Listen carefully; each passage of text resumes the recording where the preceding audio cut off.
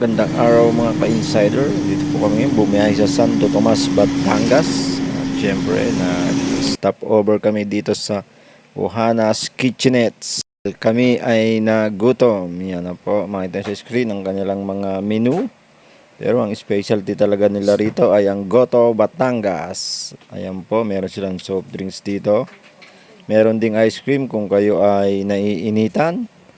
Yan po, at siyempre ang pumukaw sa aking atensyon ay ang yung sticker board na yon. Mamaya magkakabit din tayo ng ating insider may sticker.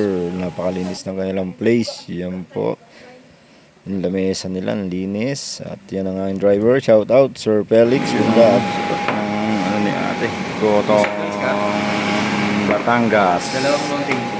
Ate, yan, salamat ate. Gotong Batangas. Ito ang Gotong Batangas nila rito. Yan. Gotong Batangas. Malambot. At pagkatapos nga namin kumain, yun na nga po, nagdikit na rin ako ng cider may sticker dun sa sticker board nila para dagdag sa kanilang collection. Meron din po sila rito ang charging board.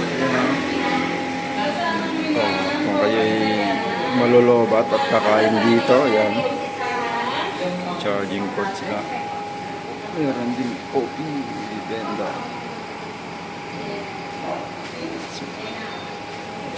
Linis ng lugar.